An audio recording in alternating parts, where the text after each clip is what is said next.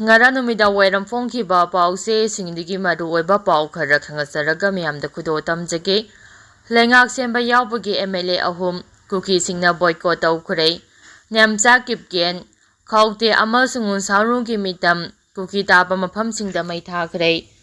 BJP ge national leaders sing lakhalakpa akhanaba khongthanggi makhada Kangpopi ge MLA Nyamcha kipgen bu deputy chief minister oina wasak lohankhiba amasung Churachandpur Assembly Constituency ki MLA LM Khawte amasung Timaimu Assembly Constituency ki MLA Ngungsarung Sanatebu Imphal Pudaktuna wasak lobana singbagi thorom yaholubadagi sauraba Kuki ki kangbu kharana MLA ahum adubu social boycott tawkhre MLA ahum gi mitam mafam kaya marumda mai thakre Manipur de ingtapa pudaknaba center na lokhalakpa khongthangki makhada BJP ki MLA sing punsilakpadu Kuki kharana yamna kana yaningdaba phongdoknarakhi pung 12 gi tote shutdown tawrakhi maduda sunatana yu ngawba Kuki gi naha kaya marum lambida tholaktuna mai thaba lambida lakpa gari sing thugaibana chingba pamdaba thodok kaya tholakhi masing yamlaba nupi sing lambida tholaktuna MLA ahum gi maming palaga micheni haina law khonglakhi MLA ahum gi maral mathum sing soktanaba central force na akanba thabak lokhotpaga loinana ngak sembagi thabak chathari Kuki naha kayaga central force singa muknabagi thodok thokhi central force sina kaplakpa tear gas selna pambadagi aso apanyong nakhi haire Kangpopi district ki manung samba cycle da miyam thokna rakhi amasung lambi thingduna protest tawkhi moreda masing yamlaba miyamna Kuki Zo MLA ahumgi mayokta pendabagi kholauk lawraduna wakat khongchat chatki Churachandpur Meitei dasu tote shutdown tawsinduna micham miyamda ngasi ayuktagi hauna awaba nanghankhi shutdown sagatpa kanggu singna lambida lakpa makhal kayagi gari sing thugaikhi lambida nung paichinduna lambi chatanaba thinglaga thamkhi makoina gari thugaibadudha Mizoram lomdagi lakpa gari ama yaurubadagi state aduda leiba miyoi kayanasu Kuki Zogi protest adu yaningdaba phongdokrakhi Indigenous Tribe Advocacy Committee na Kuki Zogi MLA ahum matu nama sopa yaroi hana warning tawkhre makha tarakpa pawda Manipur dasu parikha pe sarjagi mapul suba edition pangthokre Churachandpur gi irang laksimba ngamle ayet apan kharadi adumak leire Minister Govindas Lebak simba thungna ngasi pangthokiba parikha pe sarja mapul suba edition state asidasu Naungna se minister oina wasak laukraba yumnam khemchana luchingtuna Imphal East ki Wangkhai High School da pangthokre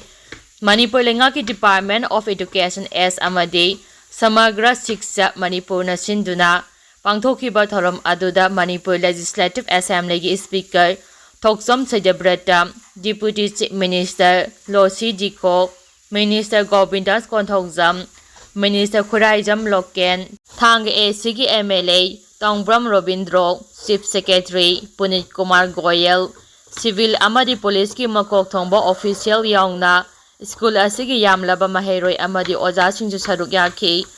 loinana thoram aduda Prime Minister Narendra Modi na mahima singi matangda tonga ba state singdagi lakpa maheroi ga haktengnana unaduna wari sanakhi loinana Manipur dagi Sainik School da tamliba maheroi Momota Kaisamna su saruk yakhi Madugi mathakta mahima singi lamda mairoi singda poktak pibagi video live telecast tawduna Chief Minister Khemchanga yingminakhi Prime Minister ga wari watai sanaba aduda Prime Minister Narendra Modi na iba exam mantra haina mingthonba lairik adu parubadagi makhoida anoba inot ama yakai hale haina Prime Minister Narendra Modi da pawdamkhi amaromda thoramadu saruk yakhiba cabinet minister Govindas Konthokjamda pawmisingda hangba wahangi pakumpira duna hai ngarang Churachandpur da thokiba thogdo adu anoba lengak semlakpada yaningdaba miyoi kharana pendabadagi thokibani thoidokpa hingsa gi thodok sing thokpa leite makha tana pamdaba thodok sing thoktanaba security force na akkanba ngak sembagi thabak chathare miyoi khara khakna hingsa gi thabak chathabani ayambana santi pamba miyoi oire Manipur de ingtapa lahaningli Churachandpur gi irang laksimba ngamle ayet apan kharadi adumak leire makha tarakpa pawda UKNA German Tiger Road Churachandpur Kangpokpi faungnaba lambi thinglakpa yana leire. India lengaka suspension of operation ki khuyek pinadriba Kuki Lal Horof United Kuki National Army UKNA na Churachandpur amasung Kangpokpi faungnariba German Tiger Road thingjilakpa yana leire haire. Press na phangba paugi likhul amana hai UKNA na laurakliba Philip ase handak anauba lenga ama sembada Kuki Zo MLA ahumna yausingkhiba adubo yaningdabagini haire. Panba yabade haukiba February 3 da anauba lenga wasakpa numit adumaktada laimakong area da lambi thingduna khongjang changsinba haukibani. Mathangi numit February 5 gi ayu pung 10 rom tarakpa aduwaida su Kangpokpi district ki cycle PS ki manungsanba Sinam Singda Kuki Khulai Fiber Singna Nongmai round kaya marum nongthakta kaptuna Kuki Zo MLA ahumna lengak sembada yawba yaroi hana kihanbagi thodoksu thokrabani. Makha tarakpa pauda KSO gi shutdown na Kuki Zo singna khundaba mafam sing chaungna akaiba pire. Kuki Zo kangbu nakpak tanare kanana kari haire. Lengak sembaga mari leinana tholakliba hingsa gi thodok political ga mari leinai Cabinet phanghodaba singna insimbagi mamitai ZSF Kuki Zo MLA ahum matuna masokpa yaroi ITAC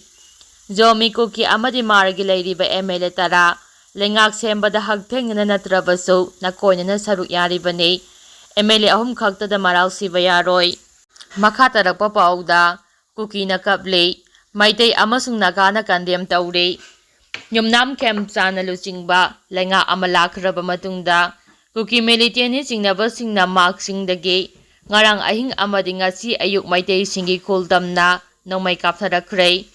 Nongmai kaptharakpa adubo Balance Protection Force BBF sinamna akanba mawngda yaningdaba phongdorakli. BBF sinamgi advisor S Rameswar na phongdorakpa wafam paladuna Khundrapam Kendra Youth Organization na thadorakpa chiol amana hai Kuki militant singna chatharakliba thawong asi security ki akanba khongthang sing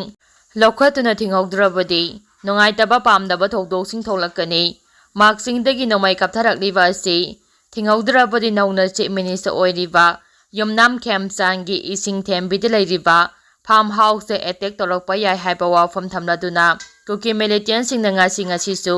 Meitei singda kai hauba leptre thengkhang kayada Meitei singda Kuki militant singna nongmai kapsinduna aduma kai hauduna leiri hairakle. Oirakliba phibam masida khundrakpam AC gi miyamna mikupna hom singna leibiu haina paladuna phibam asida yelami singi anaba khongthang ama mathok tarakle haiba wafamsu cherur asina makha phongdorakle. Nakal amaramda Naga singna khundaba wafong area da Kuki underground militant singna nongmai kaptharakre haire. Nongmai adu nungthil pung 3:30 pung 4 gi manungda nongmai kaptharakpa adu khunja singna singda chattuna manama sing heklingaidani haire.